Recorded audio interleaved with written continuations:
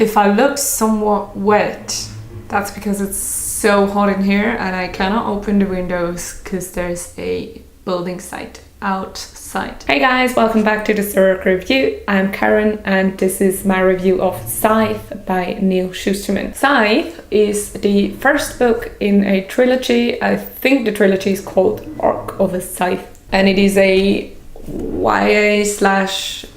adult kind of a dystopian sci-fi. Not really sure how to classify it. Let's just call it a dystopian. And in case you haven't heard about it, it is about a world where people are immortal, basically. And in order to keep the population growth under a certain level, there are these people called Scythes who are supposed to kill a certain number of people every year in order to keep the population at a certain level. So these Scythes are kind of like assassins, but in a different way, because it's their duty to kill people to make sure that the world doesn't overflow with people, basically.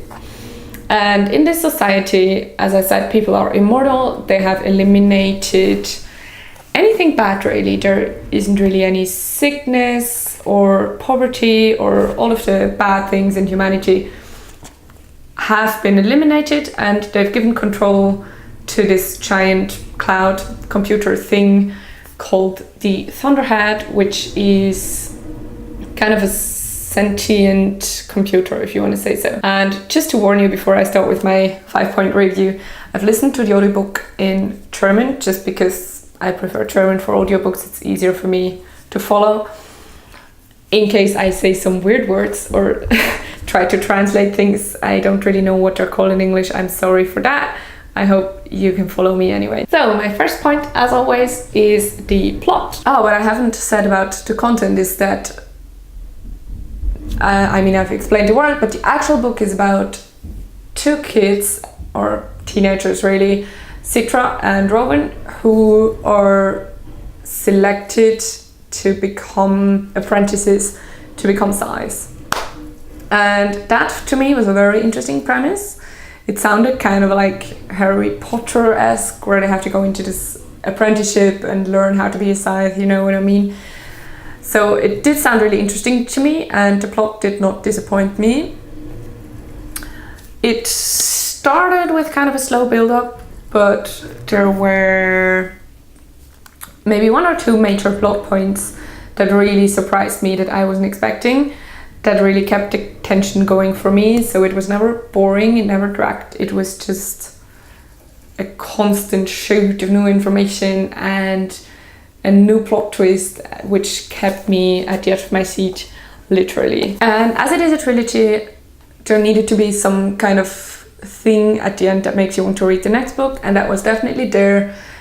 It wasn't, I wouldn't say it was a classic cliffhanger. It was more like a big new opening of new issues and problems that are going to have to be solved, and I'm intrigued, and I already started the next book, so obviously that worked for me. Let's talk about the characters then, which is always my favorite topic.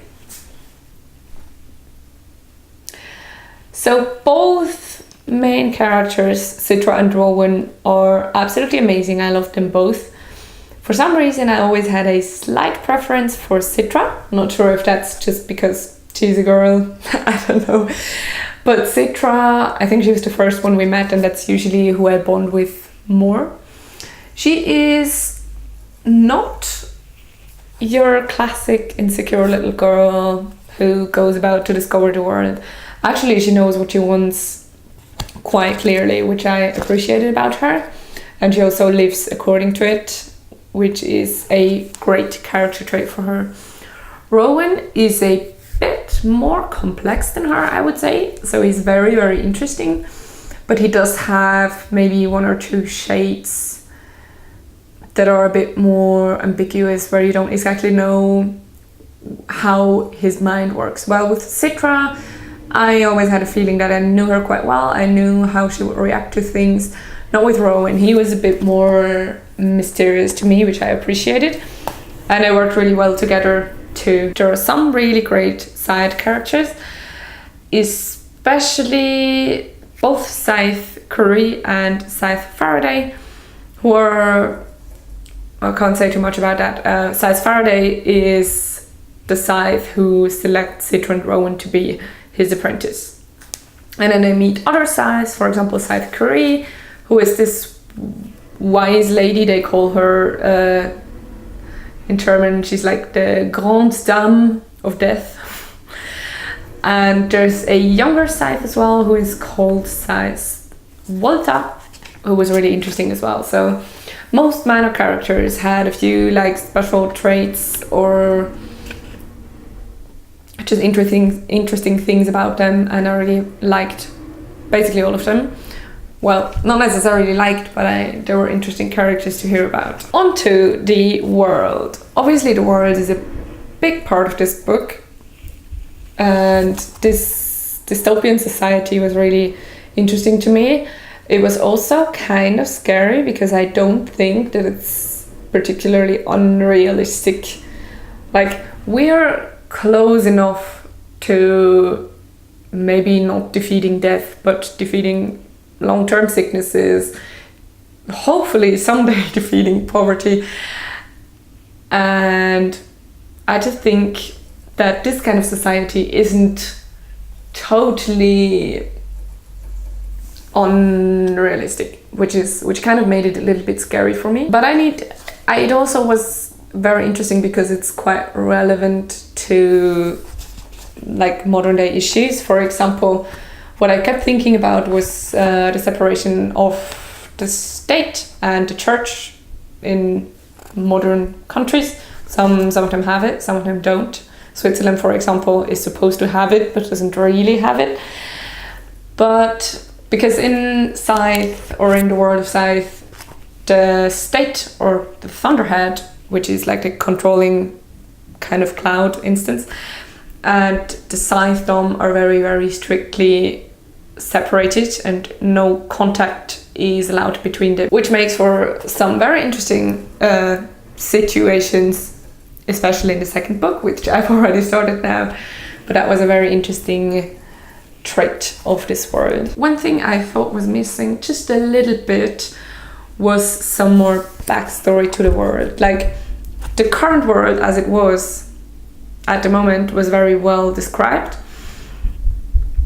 but there wasn't really any background that would have told us how it got like this in the first place, how the humans defeated all these bad things, how the Thunderhead maintained or got into control.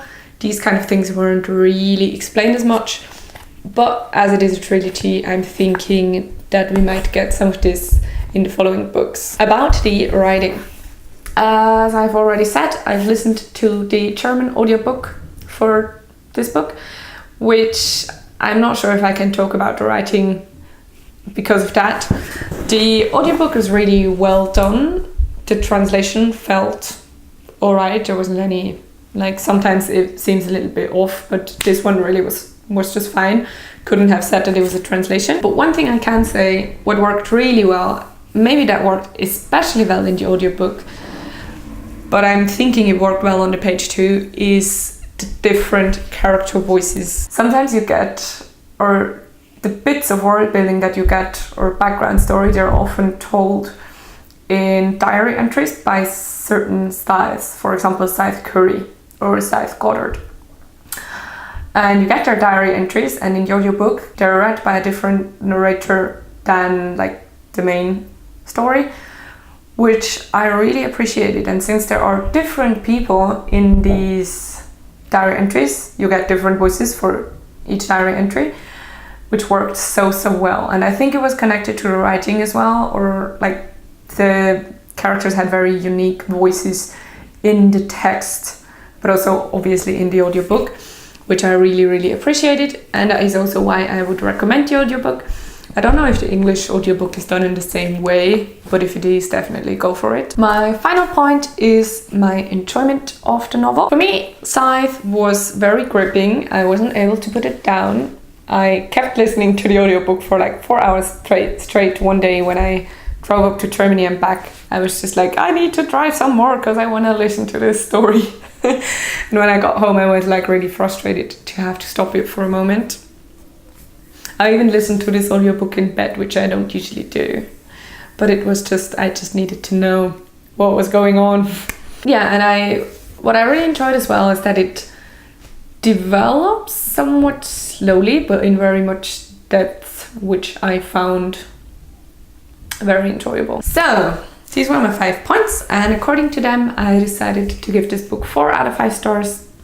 I was kind of thinking about giving it 5 stars, but I don't know if it was this little bits and pieces of background story that I was missing, or it just wasn't a 5-star, but it was amazing and I loved it and would definitely recommend, especially the audiobook, which was, I think it was a very good format to consume this story. All right, as I said, I've already started Thunderhead, the 2nd book in the series, and I cannot wait to finish that. I will certainly post a review of that too once I'm done. Thanks for watching. Bye bye.